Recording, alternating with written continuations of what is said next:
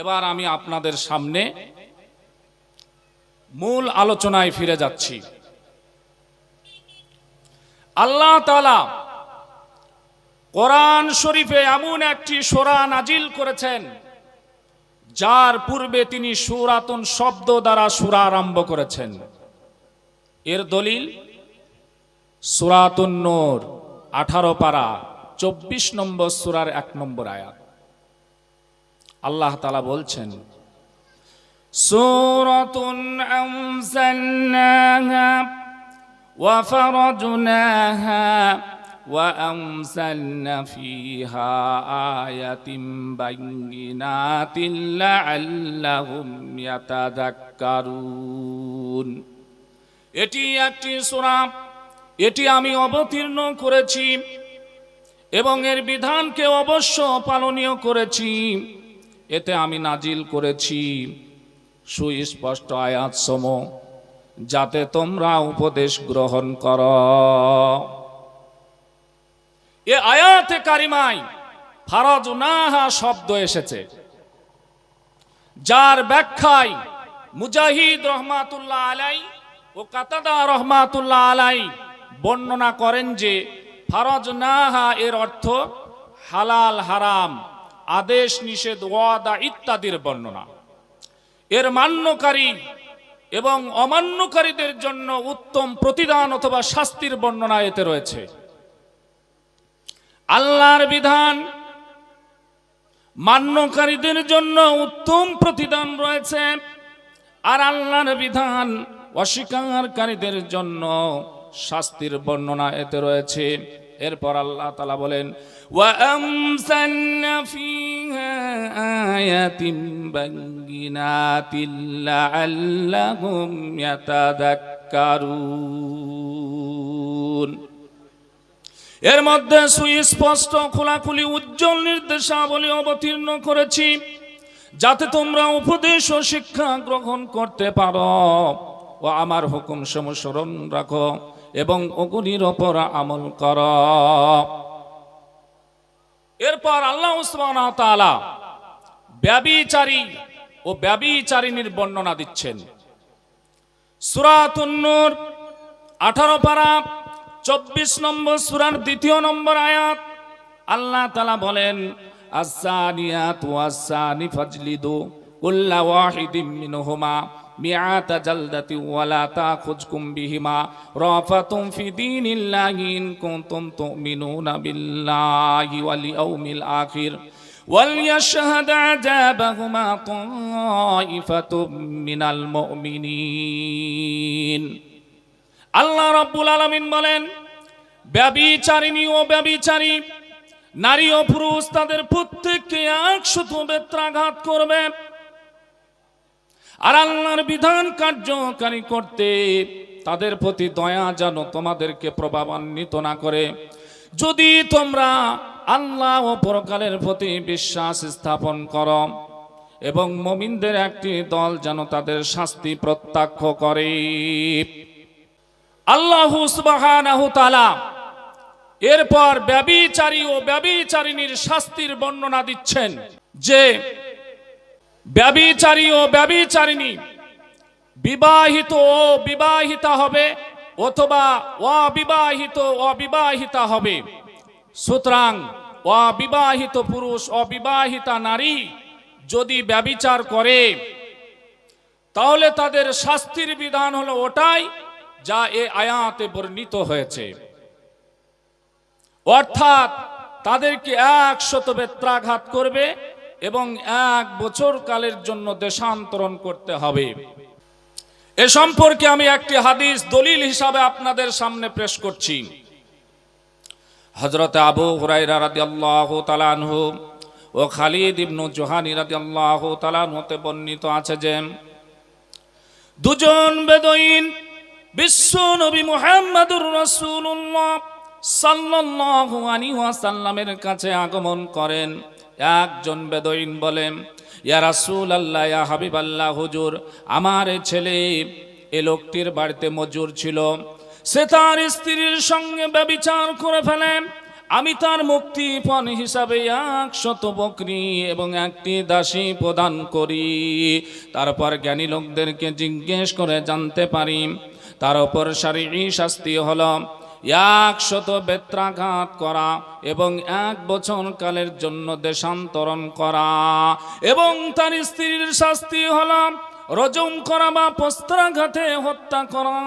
আল্লাহ রাসূল সাল্লাল্লাহু আলাইহি ওয়াসাল্লাম তার কথা শুনে বলেন, যার হাতে আমার প্রাণ তার শপথ, আমি তোমাদের মাঝে আল্লাহর কিতাব অনুযায়ী সঠিক ফয়সালা করব। তাহলে তুমি 100 বকরি এবং একটি দাসী ফিরে পাবে, এবং তোমার ছেলের ওপর শারীরিক শাস্তি হবে 100 বেত্রাঘাত এবং 1 বছর কালের জন্য দেশান্তরণ। আসলাম গোত্রীয় উনাইস নামক একজনকে বিশ্ব নবী মুহাম্মদুর রাসূলুল্লাহ সাল্লাল্লাহু আলাইহি ওয়াসাল্লাম ডেকে বললেন, হে উনাইস, সকালে তুমি ওই লোকটির স্ত্রীর নিকট গমন করবে। যদি সে ব্যভিচার করে তাহলে তাকে রজম করবে বা বস্ত্রাঘাতে হত্যা করবে। বিশ্ব নবী মুহাম্মদুর রাসূলুল্লাহ সাল্লাল্লাহু আলাইহি ওয়াসাল্লামের কথা মতো উনাইস সকালে ওই মহিলার নিকট গমন করল, এবং সে ব্যভিচারের কথা স্বীকার করে নেওয়ায় তাকে রজম করে দিল বা বস্ত্রাঘাতে হত্যা করল। মুসলিম শরীফের হাদিস। অর্থাৎ এই হাদিস দ্বারা প্রমাণিত হলো, যদি অবিবাহিত পুরুষ অবিবাহিতা নারী ব্যভিচারে লিপ্ত হয় তাহলে তাদের শাস্তির বিধান হলো 100 বেত্রাঘাত করা এবং 1 বছর কালের জন্য দেশান্তরণ করা। আর যদি বিবাহিত পুরুষ বিবাহিতা নারী ব্যভিচারে লিপ্ত হয় তাহলে তাদের শাস্তির বিধান হলো রজম করা বা বস্ত্রাঘাতে হত্যা করা। এ সম্পর্কে আর একটি হাদিস এসেছে, ইমাম মালিক রাহমাতুল্লাহ আলাইহি হতে বর্ণিত আছে যে হযরত উমর রাদিয়াল্লাহু তাআলা আনহু তিনি তার এক ভাষণে হামদ ও শানার পরে বলেন, হে লোক সকল, আল্লাহ তাআলা মুহাম্মদ সাল্লাল্লাহু আলাইহি ওয়াসাল্লামকে সত্য সহ প্রেরণ করেছেন এবং তিনি তার উপর নিজের কিতাব নাজিল করেছেন। আল্লাহ তাআলার এই কিতাবে রজম করার হুকুমের আয়াত রয়েছে, আমরা তা পড়েছি, পাঠ করেছি ও মুখস্থ করেছি। স্বয়ং রাসূলুল্লাহ সাল্লাল্লাহু আলাইহি ওয়াসাল্লামের জামানায় রজম হয়েছে, আমরা তার ইন্তিকালের পরে রজম করেছি। কিন্তু এখন আমার ভয় হচ্ছে কয়েক যুগ অতিবাহিত হওয়ার পর না জানি হয়তো লোকেরা বলবে আল্লাহ তাআলার কিতাবে রজম করার হুকুমের আয়াত পাচ্ছি না। আল্লাহ রাব্বুল আলামিন না করুক তারা হয়তো আল্লাহর ফরজ হুকুমকে ছেড়ে দিয়ে যা তিনি তার কিতাবে নাজিল করেছেন ছেড়ে দিয়ে পথভ্রষ্ট হয়ে যাক। রজম সাধারণভাবে ওই ব্যক্তির উপর প্রযোজ্য হবে যে ব্যভিচার করবে এবং সে বিবাহিত হবে এবং তার উপর ব্যভিচারের সাক্ষ্য প্রমাণ পাওয়া যাবে এবং সে গর্ভবতী হবে এবং সে স্বীকারোক্তি করবে। মুসলিম শরীফের হাদিস। এরপর মহান আল্লাহ রাব্বুল আলামিন বলেন, ওয়ালা তাখুযুকুম বিহিমা রাফাতুন ফি দীনিল্লাহ, আর আল্লাহর বিধান কার্যকারী করতে তাদের প্রতি দয়া যেন তোমাদেরকে প্রভাবান্বিত না করে। অন্তরের মায়া, হৃদয়ের মায়া, অন্তরের দয়া অন্য জিনিস, ওটা থাকবেই, কিন্তু আল্লাহর বিধান কার্যকারী করতে ইমামের যেন কোনো রূপ অবহেলা বা ত্রুটি করা যাবে না। আল্লাহর বিধান কার্যকারী করতে ইমামের অবহেলা বা ত্রুটি করা যাবে না। এরপর মহান আল্লাহ তাআলা বলেন, وَإِن كُنتُمْ تُؤْمِنُونَ بِاللَّهِ وَالْيَوْمِ الْآخِرِ, যদি তোমরা আল্লাহ এবং পরকালের প্রতি বিশ্বাস স্থাপন করে থাকো তাহলে তোমাদের এমন হওয়া উচিত আল্লাহর নির্দেশ পুরা মাত্রায় পালন করা আর ব্যভিচারীদেরকে হজ জারি করার ব্যাপারে টাল বাহানা না করা এবং তাদেরকে কঠোরভাবে শাস্তি দিতে হবে।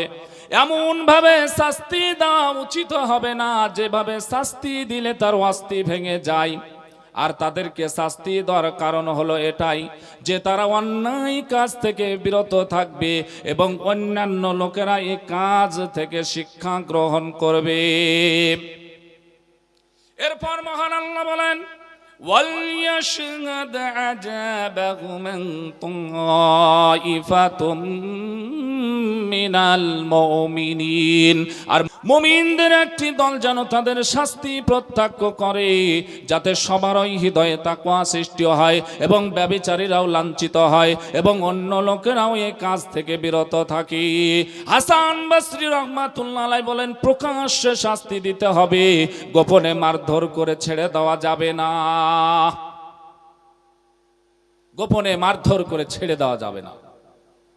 এরপর আল্লাহ সুবহানাহু তাআলা তিনি বর্ণনা দিচ্ছেন যে ব্যভিচারী পুরুষ তার মতো একজন ব্যভিচারিণী নারী অথবা একজন মুশরিক নারীকে বিয়ে করবে। ব্যভিচারিণী তার মতো একজন মুশরিক পুরুষ ও একজন ব্যভিচারী পুরুষকে বিয়ে করবে। আল্লাহ তাআলা এ সম্পর্কে দলিল দিচ্ছেন সূরাতুন নূর 18 পারা 24 নম্বর সূরা 3 নম্বর আয়াত। আল্লাহ রাব্বুল আলামিন বলেন আস-সানি লা ইয়ানকিহু ইল্লা সানিয়াতান আও মুশরিকাতান ওয়াস-সানিয়াতু লা ইয়ানকিহুহা ইল্লা জানিন আও মুশরিকুন ওয়া হুররিমা যালিকা আলাল মুমিনিন। আল্লাহ রাব্বুল আলামিন বলেন ব্যভিচারিণী ব্যভিচারী পুরুষ অথবা মুশরিক পুরুষ ব্যতীত বিয়ে করবে না। ব্যভিচারিণী অথবা মুশরিক নারীকে ব্যতীত বিয়ে করবে না। এদেরকে মুমিনদের জন্য নিষিদ্ধ করা হয়েছে। কিন্তু আমাদের সমাজে বিবাহ হয় মুশরিক দেখা দেখি নাই, অমুসলমান দেখা দেখি নাই, দম মুচি চাড়াল যাকে খুশি তাকে আমরা বিয়ে করে নিয়ে চলে আসি। কিন্তু আল্লাহর কোরআন বলছে এদের জন্য এদেরকে নিষিদ্ধ করা হয়েছে। যে নারীদের মুসলিম পুরুষদেরকে বিয়ে করা উচিত তাদের মধ্যে 3টি গুণ থাকতে হবে। যে নারীদেরকে মুসলিম পুরুষদের বিয়ে করা উচিত তাদের মধ্যে 3টি গুণ থাকতে হবে। নাম্বার 1, সে সৎ চরিত্রের অধিকারিণী হবে। নাম্বার 2, সে ব্যভিচারিণী হবে না। নাম্বার 3, সে উপপতি গ্রহণকারিণীও হবে না। উপপতি গ্রহণকারিণী ওই নারীদেরকে বলা হয় যারা অবৈধ সম্পর্কে লিপ্ত হয়। যে পুরুষদেরকে মুসলিম নারীদের বিয়ে করা উচিত তাদের মধ্যেও 3টি গুণ থাকতে হবে। নাম্বার 1, সে ব্যভিচারী হবে না। নাম্বার 2, সে সৎ চরিত্রের অধিকারী হবে। নাম্বার 3, সে উপপতি গ্রহণকারীও হবে না।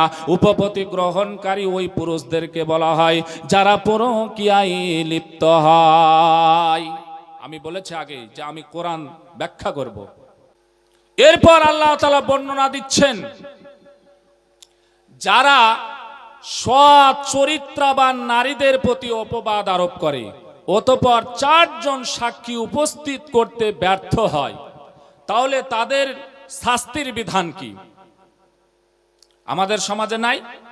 একজন মহিলার উপরে মিথ্যা অপবাদ আমরা আরোপ করি এবং তাকে বাড়ি থেকে তাড়িয়ে দেওয়ার চেষ্টা করি। এর ক্ষেত্রে কোরআন কি বলছে? সূরাতুন নূর 18 পারা 24 নম্বর সূরা 4 নম্বর আয়াত। আল্লাহ তাআলা বলেন ওয়াল্লাযীনা ইয়ারমুনাল মুহসানাতি সুম্মা লাম ইয়াতু বিআরবাতি শুহাদা ফাজলিদুহুম 80 জালদাতান ওয়া লা তাকবালু লাহুম শাহাদাতান আবাদা ওয়া উলাইকা হুমুল ফাসিকুন। আল্লাহ রাব্বুল আলামিন বলেন যারা সৎ চরিত্রবান নারীদের প্রতি অপবাদ আরোপ করে অতঃপর 4 জন সাক্ষী উপস্থিত করতে ব্যর্থ হয়, তাহলে তাদের ওপর 3টি হদ জারি করা হবে। নাম্বার 1, তাদেরকে 80টি বেত্রাঘাত করা হবে। নাম্বার 2, তাদের আর সাক্ষী ভবিষ্যতে গ্রহণ করা যাবে না, আর তাদেরকে ন্যায় পরায়ণ বলে বিশ্বাস করা যাবে না। আর যদি সাক্ষী আনয়ন করতে ব্যর্থ না হয়, তাহলে তাদের ওপরে এই 3টি হদ জারি করা যাবে না। কিন্তু এর মধ্যে কোনোটাই নাই। এ সম্পর্কে আল্লাহ দলিল দিচ্ছেন, তার ফায়সালা কি? সূরাতুন নূর 18 পারা 24 নম্বর সূরার 5 নম্বর আয়াত। আল্লাহ তাআলা বলেন, ইল্লাল্লাযীনা তাবু মিন বাদি যালিকা ওয়া আসলাহু ফা ইন্নাল্লাহা গফুরুর রহিম। কিন্তু এরপরে যদি তারা তওবা করে এবং নিজেদেরকে সংশোধন করে, আল্লাহ তাআলা ক্ষমাশীল পরম দয়ালু। এরপর আল্লাহ তাআলা বর্ণনা দিচ্ছেন লিয়ানের। কিসের বর্ণনা বললাম? লিয়ানের। যারা নিজেদের স্ত্রীর প্রতি অপবাদ আরোপ করে, এক্ষেত্রে আল্লাহ কি দলিল দিচ্ছেন?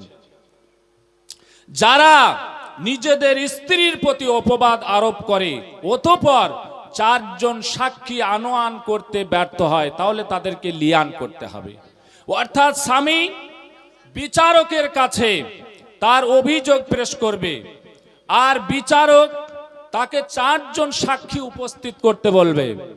সে যদি সাক্ষী উপস্থিত করতে ব্যর্থ হয়, তাহলে 4 জন সাক্ষীর পরিবর্তে অর্থাৎ বিচারক তাকে বলবে, আল্লাহর নামে 4 বার শপথ করে বলল যে তুমি অবশ্যই সত্যবাদী, আর 5ম বারে বলবে যে সে মিথ্যাবাদী।